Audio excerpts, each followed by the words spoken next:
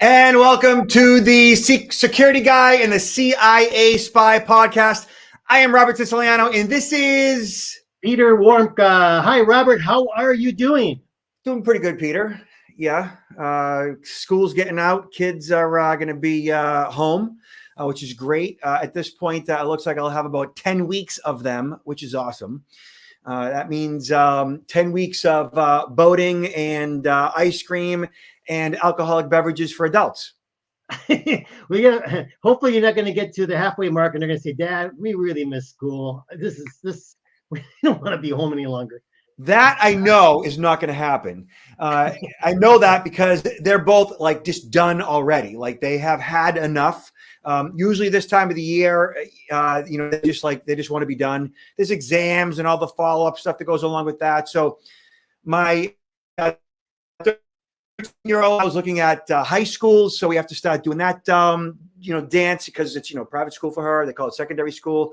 And my a sophomore who's now going to be a junior is now looking at colleges. So it's like, it's a very pivotal time, and they could use the time off. It's been a crazy year.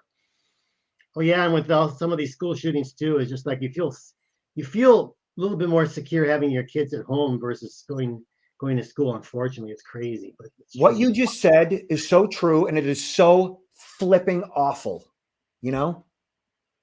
Right? I mean, it's like you feel safer having them home than at school, and that's the truth, and it's awful. Mm-hmm, mm-hmm. I didn't even know if we were going to get into that today, but it is just so upsetting. And I think that anybody who's paying any attention at all right now is just numb, because you can't see what's happening right now and not be so overwhelmed by it or just be numbed as a result of it. Like, it's just so overwhelming to even read all the stories of all the victims and, who they were and what they were all about and their families and their siblings and their parents and how they came to this country and some of them. And it's just like, wow, and it's like one moron snuffed them all out. And the whole response by law enforcement was just like, like the whole thing, like good guy with a gun. It's like, well, they didn't use them in enough time, Right. Like anything else, we talk a lot about training, right? Training education. And I know a lot of law enforcement agencies have invested money in this type of training for active shooters. But apparently, there's a lot more that needs to be done in the realm of training. Yeah, there's a lot more that needs to be done. There are so many various solutions on the table that will never, ever solve the problem, but will minimize the risk. And that's how everybody that's involved in solving the problem, which should be everybody, all those 2A champions, everybody should be looking at how do we minimize risk? How do we reduce death? Really? Because you're never going to fully stop it, because we're never, ever going to get rid of guns in the U.S. There's more guns than there are people at this point. And so we're never going to get rid of guns. But we can reduce risk by setting up some guidelines to minimize who gets access, how and why. And, there's ways to do it. But the 2A champions who, obviously everybody, at some level should appreciate the Second Amendment at some level, but you can't look at it as the founding fathers said, this is the way it's going to be in perpetuity, when the most common gun when they did this was a muzzle loader. That took a minute to load and really wasn't that accurate. Mm-hmm. They didn't have rapid fire semi-automatic firearms back then. And I think if the founding fathers saw what was going on right now, they'd be like, we need to kind of fix this. Yeah, we do. Today we're going to talk about those digital threats, though, because those are just as, not as lethal, but they're around us and they're impacting people every day. Yeah. Like I said, Peter, don't get me started. I found that out. All good. It's not easy. Not easy being me. All right. So ransomware attack sends to 19. I've been saying, this is the register. I've been saying for the longest time, it is just a matter of time until we have either a power outage or some type of an internet outage that is going to put us back to essentially what might be considered the dark ages. I mean, at some level, right here, Somerset County, New Jersey was hit by a ransomware attack that hobbled its ability to conduct business and also cut off access to essential data. They sent out a statement: services that depend on access to county databases are temporarily unavailable, such as land records, vital statistics, and probate records. Title searches are possible only on paper records dated before 1997, the county said in a statement. Well, I mean, what do you expect when we've digitized everything? Yeah, and then, this is very low-hanging fruit. So these attacks, especially these ransomware attacks against municipalities and counties, are so rampant, and they're happening on a increasingly basis, even if we don't hear about them. But they're so rampant because the municipalities and county and even the state governments don't tend to have a very robust cybersecurity program, and they're much more vulnerable just because they haven't invested enough in this, and so they're very easy targets. So soft. Yeah, I speak to municipalities all the time, and provide them full day training, and they're the nicest people. I mean, they're just locals, and they're commuting 5-10 minutes to work, and their jobs are relatively relatively low stress, because it's like local. They often have too much on their plate. They often take on more responsibility than they probably should. And they are often provided tasks revolving around, accessing sensitive information that they may not be properly trained in regards to what to do when the phone rings, an email comes in, you get a text message or whatever, with revolving around some type of a social engineering attack. Mm-hmm. They don't spend the time.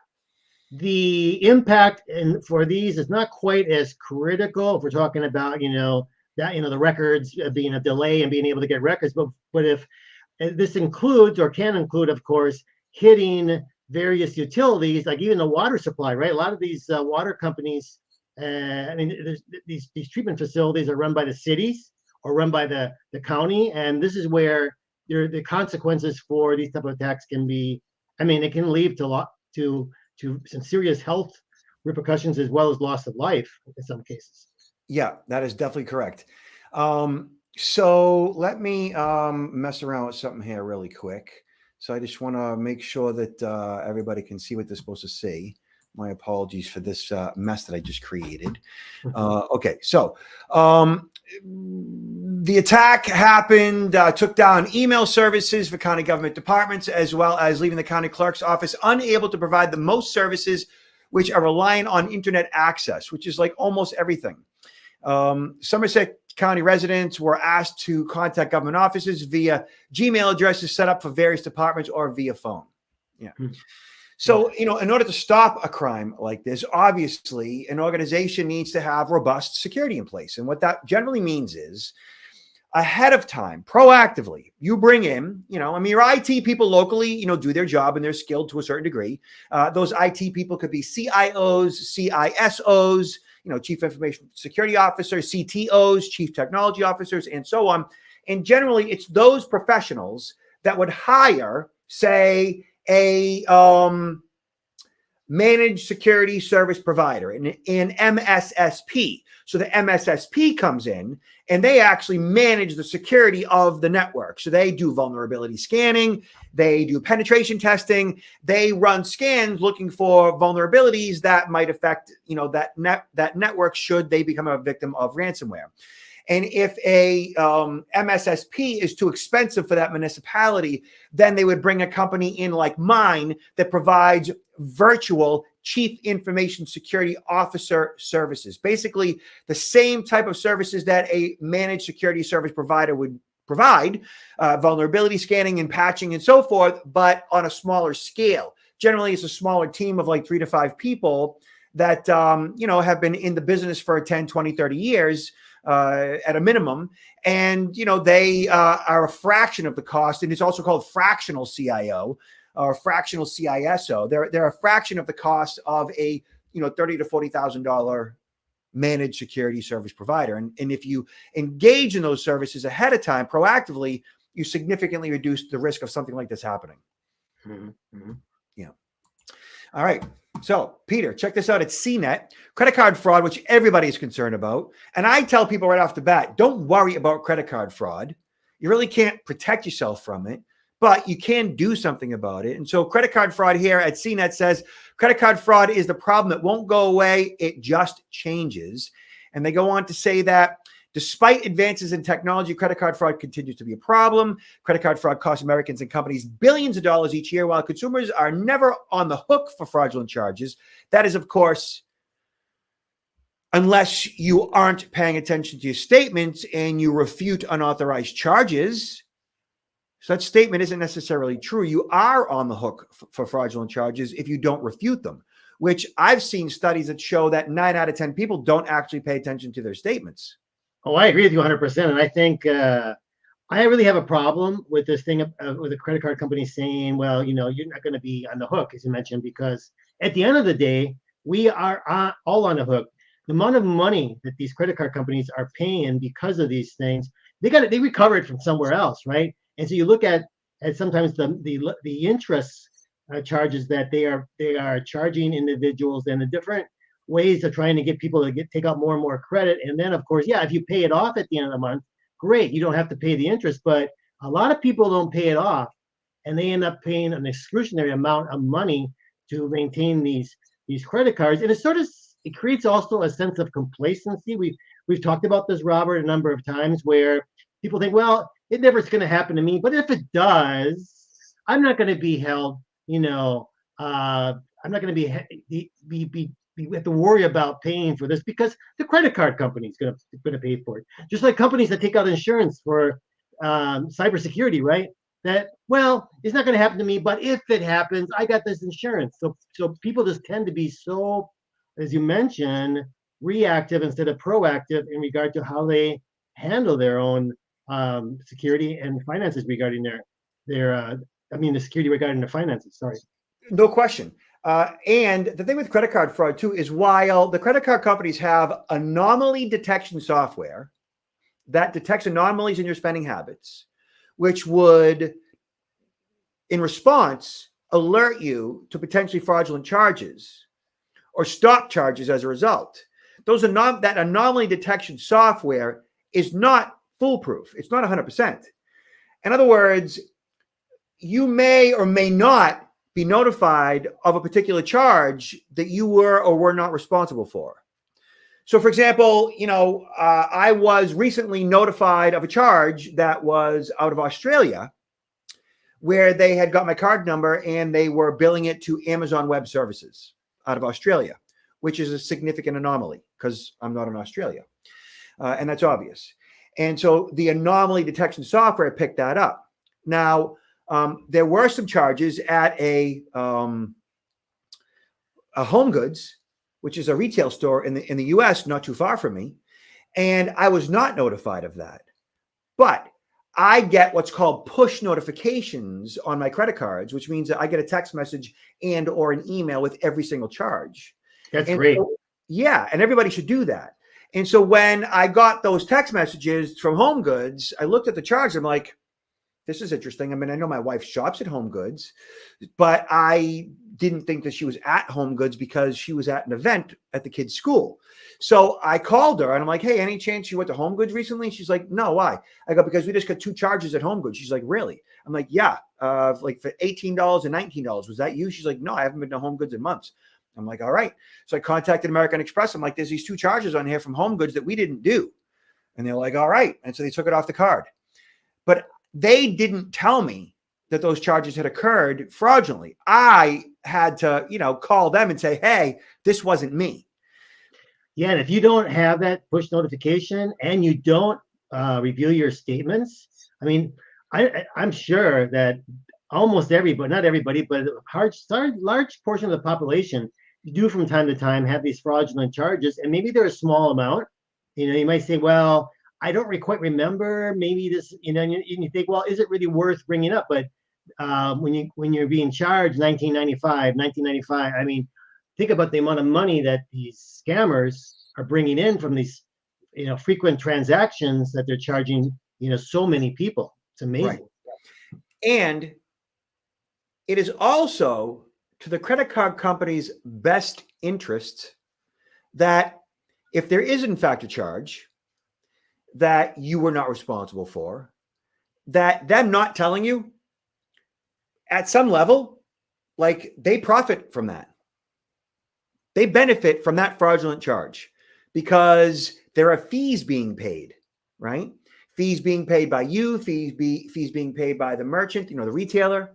So if they have to then eat that charge, or in some cases pass it on to the retailer as a chargeback, it's not cost effective for them.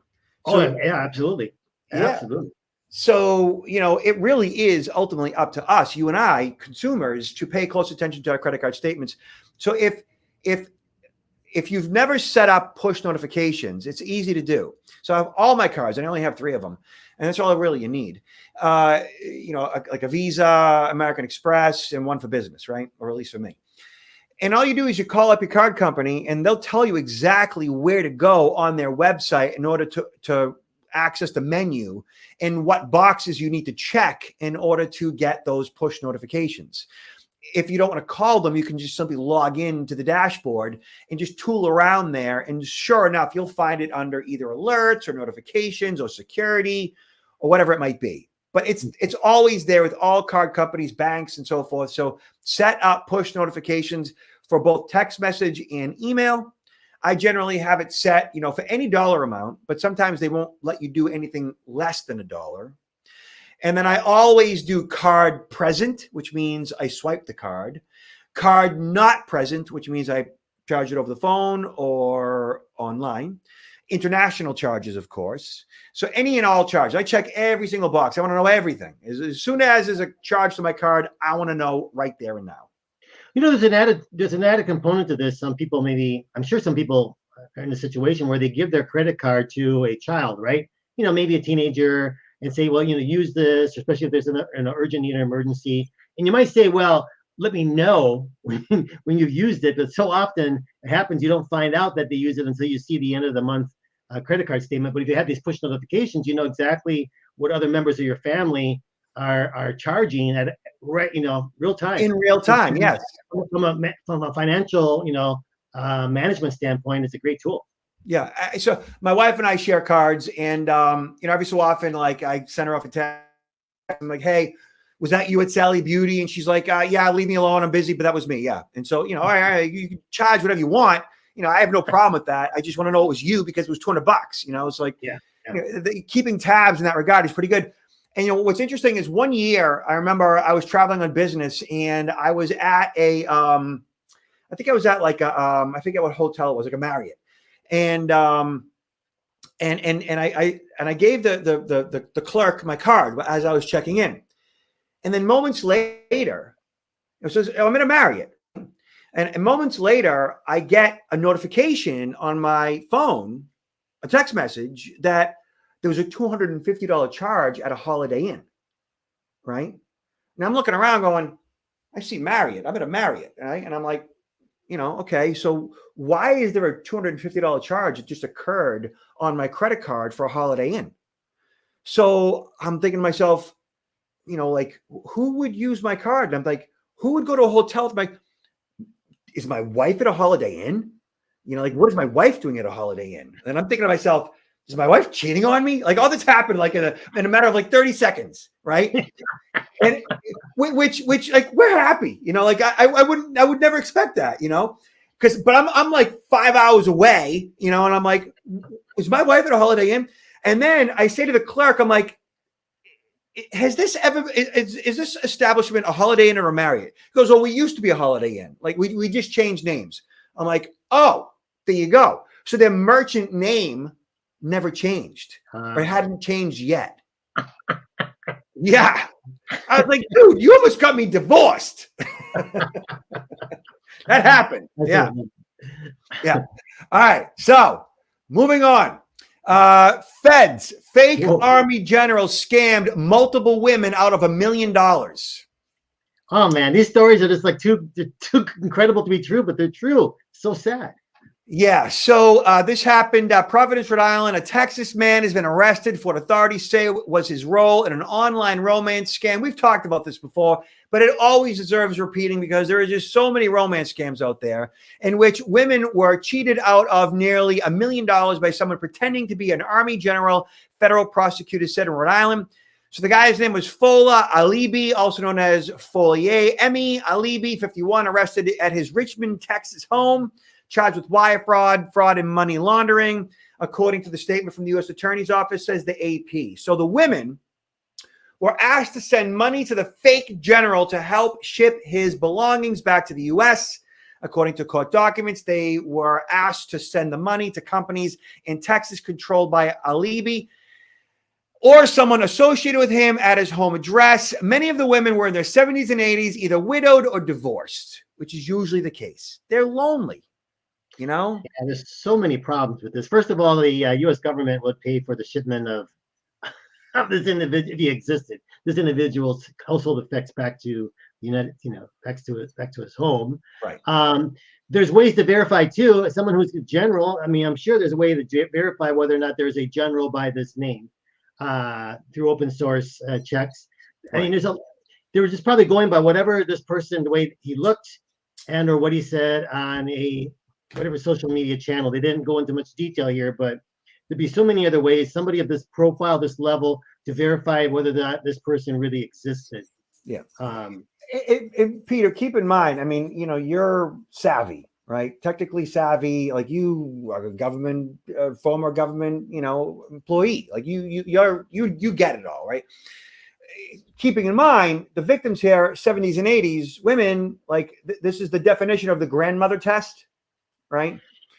So look at like my mom in her 70s, my stepmom in her 70s, perfect marks, perfect targets, perfect, none the wiser. Yeah, but the big red flag is when they start asking for money. I mean, that is the red flag for me. That's the start. That's what it should be. So in the Boston area, a good friend of mine, a financial advisor, smart kid, smart kid, lost his dad. His dad died young in his late 60s and, young enough, right? And so his mom, they were happily married forever, 40 something years. His mom, lonely, right? After so many months of her husband being gone, goes to Facebook, because she just wants to connect with people, connect with like people from high school, friends, family. So for the first time in her life, in her late 60s, she goes to Facebook. So on Facebook, she's chatting with people and this and that, and eventually, she goes on to Match.com and other various websites. Like after about a year, right? My friend goes to his mom's house, like on a Sunday, brings the grandkids over, and sees his mom's laptop on the kitchen table, and he sees she's on Facebook, she's on Match.com. He sees these tabs open. He's like, "Mom, what are you doing?" She's like, "What do you mean? What am I doing?" He's like, "What are you doing on Facebook and Match.com?" And she kind of took a little bit of offense. She's like, "What? I'm a grown woman. I can do whatever I want." And he's like, Mom, I know that. I'm just, I'm just concerned because do you know what you're doing in regards to scams?" That was his thing. Like he understands that his mom has to move on at some level. And she's well, I do understand the scams to a certain degree. I'm just lonely and I'm just looking for some companionship. And he's like, okay. And that was the end of it. Like he didn't even want to like go there anymore. Mm-hmm. He called me about 2.5 months later. He's like, "Dude, I got a problem. My mom, apparently she met a colonel in the U.S. Army stationed in Afghanistan who found a trunk of money in one of the houses that he was raiding, and he needed my mom's help to get it back to the U.S. Oh, boy. Yeah. Peter, his mom fell for this guy, wired money. How much do you think she wired? 20K. More. 50. More. 100. More. I'm not going to even go there. This is sad. This is really good. $235,000. Imagine. I guess he had to pay tax on the money, right, or something like that, something crazy to get it in. I really didn't get into the nitty gritty of like what the ruse was.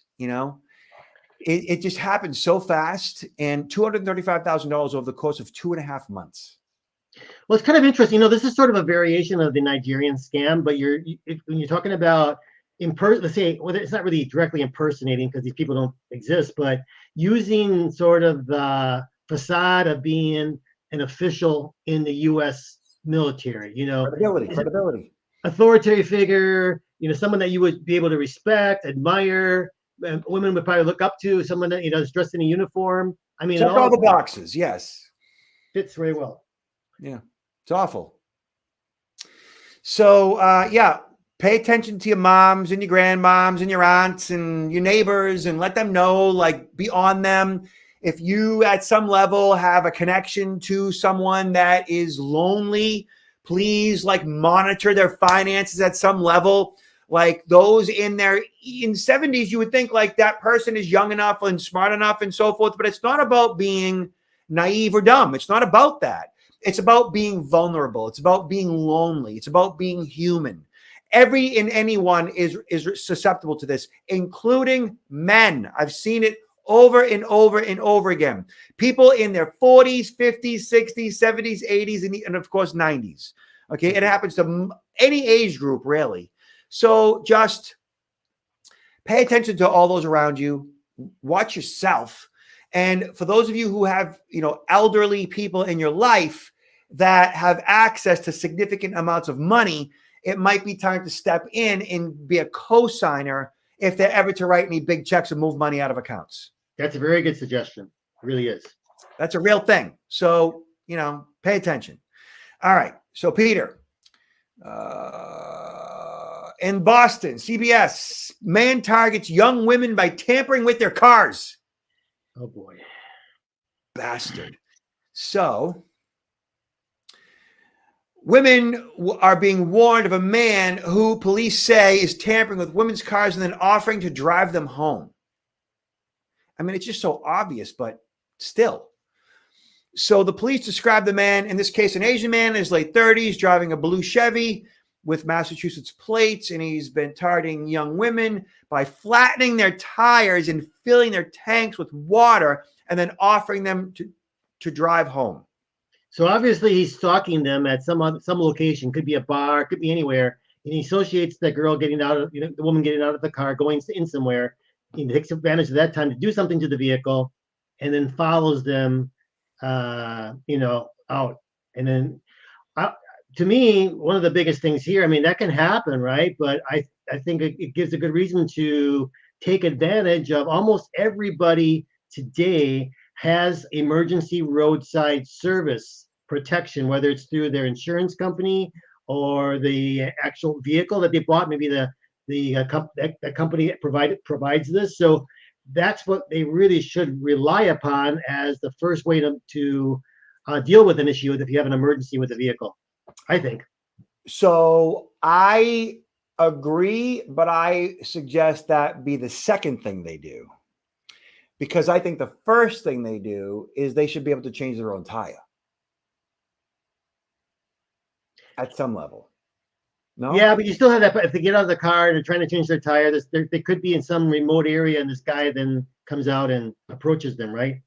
I mean, I agree with you, but I mean, sometimes it might be better to stay in the vehicle and just not and use the vehicle as protection against that person. That is true. Right.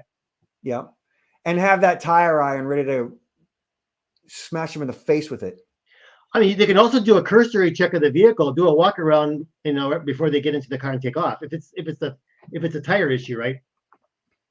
The police said in this particular scenario that if you do have a flat tire, don't start your car, because if you try to start your car, you're going to be running water, through the gas lines, which could essentially ruin the engine. Or at least it's going to cost a significant amount of money to fix that. So that is a significant level of vandalism in order to, stalk a woman in order to get full control over her. I mean, I know that they did catch this guy, Obviously, he's a nut job. And the problem is that, there's lots of nut jobs out there. So talk to your daughters, talk to your wives, talk to those in your life, make them aware of this scam that could lead to misery for the victim. Should she be kidnapped, captured by this bozo? There's no shortage of predators out there. There are as many as 859,000 registered sex offenders in the U.S. 859,000 registered sex offenders, on average, more or less. That is just those who are registered. Yeah. Okay. Get caught. Yeah, they got caught. And there are plenty more, and those are levels 1, 2, and 3, levels 2 and 3 being worse. And there are plenty more that simply haven't been caught yet, right? That are out there. Who knows what that number is? So look, there always has been, there is, and there always will be this criminal element out there. And, your job, my job, is to educate all those on that fact. And then, those who hear us out is to become a tougher target, right? Yes. Is to do things to make sure that, in the event that you do end up meeting up with the bad guy, clicking the link in the body of an email, receiving a phone call, whatever the case might be, that you know what your options are. Yeah. Simple as that. So, Peter, what do you got to plug? Well, I'm doing a lot of traveling and even do some virtual events yet as well, but I'm doing a lot of training and presentations. And I just want to throw out there, if one of the listeners has an organization or an employer that they think might benefit, be happy to quote a virtual presentation, which is actually a very, very inexpensive means of being able to get me to speak for an hour and a half on topics of human hacking, which is relevant to all organizations today. And Peter, your web address again? Yes, counterintelligence-institute.com. What about you, Robert? I'm at protectnowllc.com.